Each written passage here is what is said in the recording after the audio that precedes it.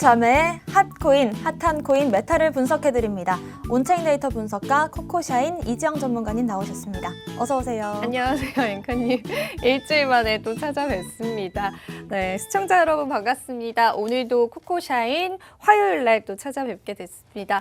오늘은 또 리플에 관한 이슈들 한번 다뤄보고요. 또 온체인 데이터, 재미난 온체인 데이터를 가지고 왔기 때문에 끝까지 함께해 주시면 좋을 것 같습니다. 네, 이번 주도 한 주간의 온체인 데이터 분석과 함께 이번 주에 다뤄볼 코인은 리플입니다. 아무래도 리플 홀더분들 같은 경우에는 가장 궁금해하실 게 바로 이 소송, SEC와의 소송이 어떻게 진행이 되고 있는지, 그래서 리플에 유리하게 진행이 되고 있는지 아닌지 궁금해하실 텐데요. 오늘 한번 분석을 해보겠습니다. 일단은 리플 과 SEC 소송전의 결과가 조만간 나올 것이다. 이런 보도들이 나오고 있는 상황입니다. 리플 운영사 리플랩스의 CEO죠. 브래드 갈링하우스가 수주 내에 SEC와의 소송에서 법원이 좋은 결정을 내릴 것이다. 이렇게 보도를 했습니다. 최근 인터뷰에서 바이든 대통령의 이 행정명령이 암호화폐에 좀 더 긍정적인 영향을 미칠 것이고 그게 이 리플에도 적용이 될 것이다. 이렇게 말을 했습니다. 그리고 또 갈링하우스 CEO는 최근 인터뷰에서 미국 SEC와 진행 중인 이 소송과 관련해서 법원이 곧 여러 모션에 대한 판결을 할 것이다 라고 밝혔는데요. 이 모션 같은 경우에는 법원의 어떤 사안을 신청인에게 유리하도록 좀 결정해주는 걸 요청하는 절차인데요. 모션이 받아들여지면 법원은 명령, 오더를 내리게 됩니다. 여기서 또 판결처럼 구속력이 있지만 판결이라고 하지 않고 명령, 오더라고 하는 걸 주목해보면 좋을 것 같습니다. 특히나 우리가 좀 더 집중해야 될 건 리플의 공정공지 방어에 대한 이 SEC 측의 모션입니다. 리플 측은 지금까지 XRP, 리플이 증권이고 리플의 판매가 불법 증권 판매라는 걸 SEC 측에서 제대로 공지를 하지 않았다라는 입장을 좀 취하고 있는데요. 지난 8일이었죠. 이 유투데이에서 리플 커뮤니티를 대변하는 미국 변호사인 존 디튼의 트위터를 인용해서 리플과 SEC 간의 이 미등록 증권 판매 소송은 이르면 3월 말에 나올 수도 있다. 그 판결이 조만간 나올 것이다. 이렇게 말을 했습니다. 그렇기 때문에 이 미국 연방 판사가 1년에 2번, 또 6개월 이상 해결되지 않은 소송들에 대한 목록을 의회에 제출하는데 그 다음 목록 제출 기한이 3월 31일까지다. 이렇게 말을 했습니다. 그리고 또 호건앤 호건 파트너죠. 제레미 호건도 트위터를 인용해서 이제 이 법원의 이 판결이 11월경에 종료가 될 것이다 라고 분석을 하기도 했습니다. 제레미 호건은 이제 8월 26일부터 11월 18일 사이에 끝날 거고 중요한 건 리플이 승소할 것이다. 이렇게 분석을 하고 있습니다. 지금까지 좀 리플 측에 유리한 증거들이 나오고 있고 리플 쪽에 좀 손에 들어주는 입장들이 나오고 있는 상황인데요. 현재 가격적인 측면에서도 며칠 전에 상승을 보여줬고 잘 지지를 해주고 있는 모습입니다. 그렇기 때문에 리플이 과거의 명성을 잘 회복해줄 수 있을지 많은 분들께서 기대를 하고 있는데요. 우리 코코샤이님은 어떻게 생각하시는지 의견 한번 여쭤보겠습니다. 네. 아무래도 리플의 소송 관련해서 많은 분들이 좀 고민이 많으신 것 같습니다. 우선은요, 앵커님이 말씀해주신 공정고지 항변 유지가 그대로 유지가 되었다라는 거는 실제로 가격 상승에 영향을 최근에 줬었습니다. 그런데 우리가 기대했던 만큼의 상승이었을까 그런 생각들은 좀 들더라고요. 아무래도 홀더분들이 굉장히 장기적으로 가지고 계신 분들이 많기 때문에 조금 더 시원하게 분출이 됐으면 좋았을 텐데 그런 생각이 좀 들었던 순간이었고요. 우선은 공정고지 항변 유지가 가능하게 됐다라는 게 어떤 뜻인지 제가 조금 더 알기 쉽게 풀어드리자면은 SEC에서 이 공정고지 항변 유지를 하지 못하도록 지금 법원 측에 이야기를 했습니다. 그 말은 무엇이냐면요.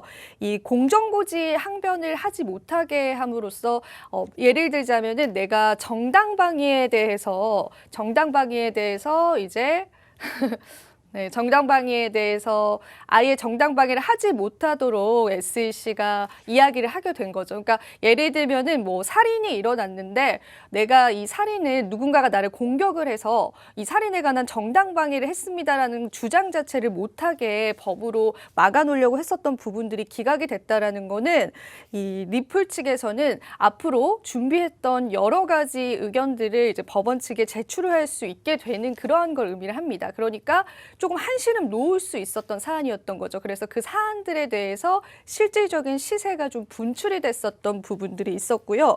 그리고 앞으로 이 소송이 이제 많은 전문가들이 예상하기로는 앞으로는 이 리플 측이 지지는 않을 소송이다라고 이야기를 하고 있는데 사실 SEC에서 좀 물고 늘어지는 경향이 있다라는 게 많은 좀 여론들의 의견입니다. 그게 어떤 뜻이냐면은 사실 소송을 건 측에서 어떤 의도를 가지고 이 소송을 걸었느냐가 중요한 거든요. 예를 들면 SEC가 그냥 리플 죽이기로 소송을 걸었다라고 한다면은 계속해서 이 소송을 끌고 갈 수는 있습니다. 그렇게까지 생각을 하게 된다면은 우리가 한 9월 달 혹은 10월 달까지도, 그러니까 올해 말까지도 소송이 이어질 수 있다라는 그런 우려감들도 있는 거고요. 그런데 또 긍정적인 시세로 보자면은 한 4월쯤에는 아마 이제 소송에 관한 판결들이 나오지 않을까 그렇게 많은 투자자들이 보고 있는데 우선은 승소까지는 아니지만은 합의의 가능성은 있습니다. 그러니까 합의를 한다라는 거는 이제 어떻게 합의가 들어갈 것이냐가 또 중요한 부분들이겠죠. 근데 SEC 측에서 합의를 좀 굉장히 미루거나 또 합의에 관해서 좀 부정적인 의견을 내놓게 된다면 이 소송이 장기화되면서 또 투자자분들도 벌써부터 느끼시는 피로감들이 많을 텐데 그 피로감들이 좀 계속해서 증폭될 수 있다라는 우려감도 있기 때문에 지켜봐야 할 것 같고요. 그런데 전반적인 정보들을 좀 취합을 해보자면 제가 생각할 때는 저도 역시나 질 것 같지는 않습니다. 하지만은 이 합의의 국면이 얼마나 빨리 오느냐가 좀 중요한 부분인 것 같아요. 그래서 앞으로 이러한 좀 정보적인 측면들에 관해서는 제가 계속 체크를 해서 여러분들에게 알려드리도록 하겠습니다. 네, 그렇습니다. 지금 현재 상황을 한번 잘 일목요연하게 정리를 해주셨는데요. 일단은 SEC 측에 유리하게 최소한은 합의가 진행될 것으로 좀 보인다라는 의견 주셨습니다. 다만 이제 중요한 거는 워낙에 이제 장기간 홀더분들께서 좀 기다려왔던 소식인 만큼 이게 어느 정도로 빨리 소송이 진행이 되는지가 더 중요해 보이는데요. 특히나 리플 홀더분들이 아니시더라도 이번에 리플 소송이 리플사에 유리하게 난다면 암호화폐 시장 전반적으로 좀 훈풍이 불지 않을까 이런 기대감을 가져보겠습니다. 이렇게 또 리플 소송에 대한 본격적인 분석 진행해봤고요. 이번 주에 한 주간의 온체인 데이터 분석도 진행해보겠습니다. 네, 오늘도 제가 온체인 데이터 분석을 좀 준비를 해봤고요.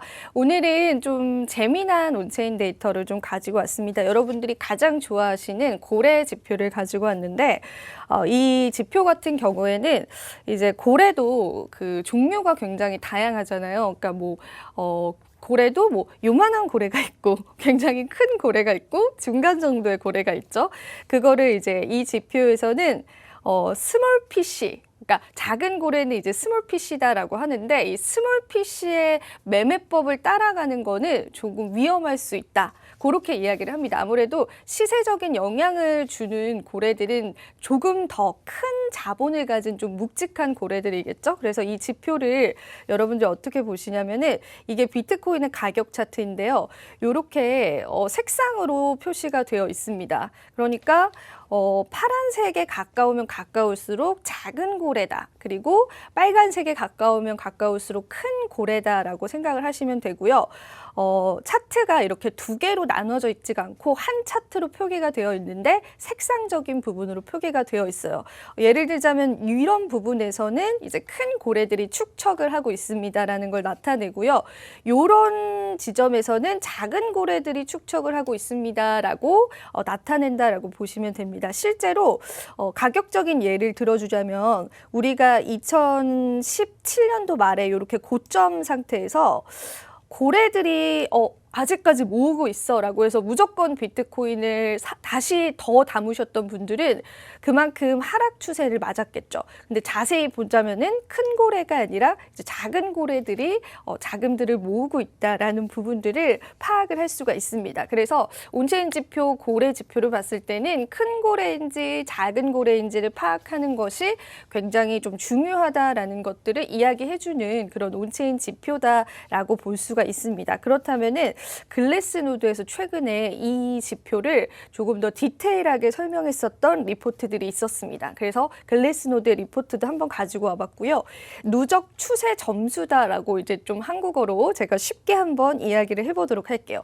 역시나 0에서 1이라는 스코어가 표시가 되어 있습니다. 0에 가까우면 가까울수록 굉장히 조금 작은 고래다. 그렇게 좀 이해하시면 쉬울 것 같고 1에 가까우면 가까울수록 굉장히 큰 자본들이 법인의 자금 혹은 기관의 자금들이 누적이 되고 있다라고 보시면 되고요. 가격 차트와 함께 나타내고 우리가 색상으로 표기를 하는 거기 때문에 차트를 보시는 거는 또 굉장히 쉽게 보실 수가 있습니다. 다만 이 온체인 지표 같은 경우에는 여러분들이 무료로 보실 수 있는 지표는 아니기 때문에 제 개인적인 생각으로는 오늘 이 시간에 같이 좀 보면은 좀 흥미롭게 시세를 파악하시는 데 도움이 되실 것 같아요. 1에 가까우면 가까울수록 대규모 축척을 하고 있다. 그리고 0에 가까우면 가까울수록 유통, 즉 판매를 하거나 축척을 하고 있지 않다라고 해석을 하시면 될 것 같습니다. 그럼 이 지표를 보면서 어떻게 가격적인 부분들을 우리가 해석할 수 있을지를 한번 보도록 하겠습니다. 일단은 이 추세 스코어가 이렇게 1에 가까운 지점들을 나타내는 경향들이 있죠. 이럴 때는 우리가 굉장히 많은 물량을 고래들이 담고 있구나라고 해석을 할 수가 있는데 이 부분도 특히나 이렇게 비트코인의 가격이 상승 추세에 올라탔을 때 고래들이 축척을 하고 있다면은요, 우리가 이 시점을 앞으로 더 오를 수 있는 시점이다라고 파악해도 좋다라는 게 글래스노드 측의 어떤 의견이었습니다. 실제로 예전의 차트를 보시면은 이게 우리가 10년 동안의 차트입니다. 2011년도부터 2022년도까지 10년 동안의 차트의 추세를 보시면은 이렇게 추세 스코어가 1에 가까운, 즉 많은 물량을 축척하고 있으면서 가격이 우상향하고 있는 패턴으로 나타났을 때는 추가적인 상승들이 계속 일어났다라는 거죠. 그래서 한번 계속해서 보자면은 그러면은 이 지표를 토대로 우리가 매수 포인트를 잡아보는 게 좋잖아요. 매수 포인트는 의외로요, 이렇게 비트코인의 가격이 조금 횡보하고 있는 구간들이 있습니다. 예를 들자면은 이렇게 2014년도부터 2017년도 중반까지는 굉장히 오랜 기간 동안 비트코인 가격이 오랜 기간 동안 횡보를 하고 있었어요. 어찌 보면 투자자 입장에서는 좀 지루한 장세들이 몇 년간 연출이 된 거죠.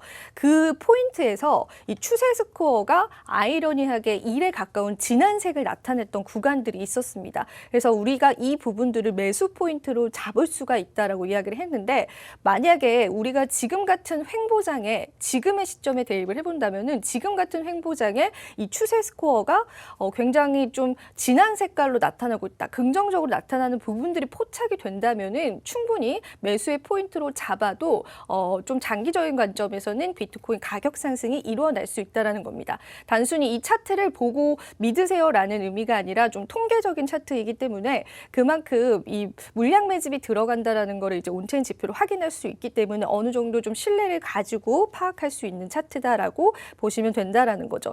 그렇다면은 아마 가장 중요한 거는 지금은 어떠한 시점일까요? 지금의 그런 우리 추세 스코어가 어느 지점에 와 있을까요? 라는 것이 가장 중요한 것 같습니다. 최근에 뭐 지정학적 리스크도 있었고, 뭐 비트코인의 가격이 뭐 살짝 올라와 줬다가 조정하고, 이러한 또 우리가 박스권 구간에서 지금 계속해서 견디고 있는 상황인데, 최근의 차트를 제가 가지고 왔습니다. 작년 이제 11월 달부터 올해 최근까지 바로 어제까지의 온체인 지표를 가지고 와봤고요.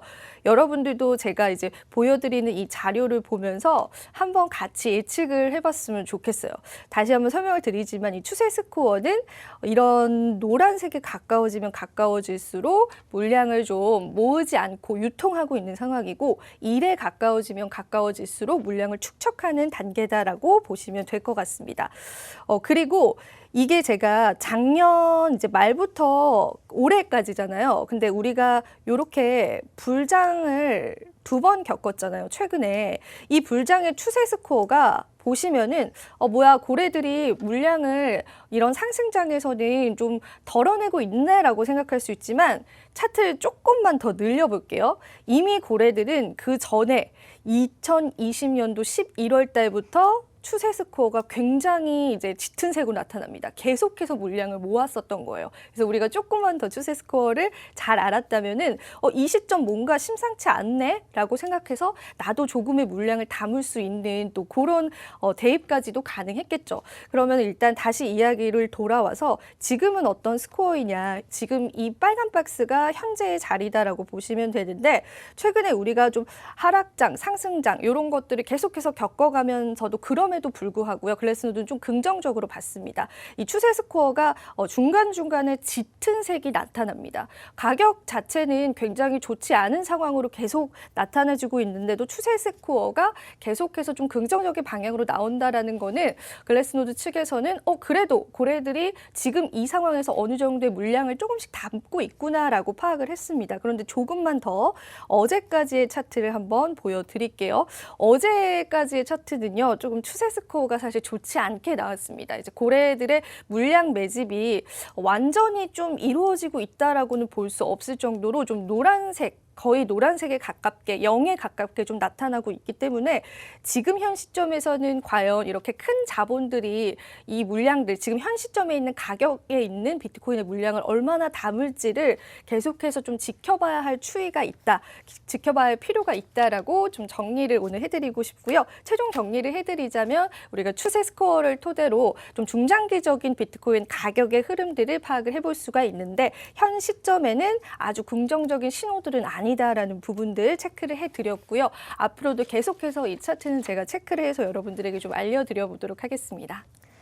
네, 이렇게 한 주간의 온체인 데이터 분석도 도와주셨습니다. 일단은 큰 고래와 작은 고래가 있는데 우리가 작은 고래를 따라가면서 투자를 하는 건 약간 위험할 수 있다라는 말씀이 인상 깊었고요. 그럼에도 불구하고 지금 현재 중장기적인 흐름에서는 아직까지는 그렇게 폭발적인 긍정 매수 신호는 나오지 않고 있다라는 말씀까지 참고하시면 도움될 것 같습니다. 오늘 저희가 준비한 소식은 여기까지입니다. 또 본 방송에서 제공하는 정보는 투자 판단의 참고 자료일 뿐이며 특정 자산 가치의 상승과 하락을 보장하지 않는다는 점 유의하시길 바라겠습니다. 저희는 다음 이 시간에 오겠습니다. 시청자 여러분, 성투하세요.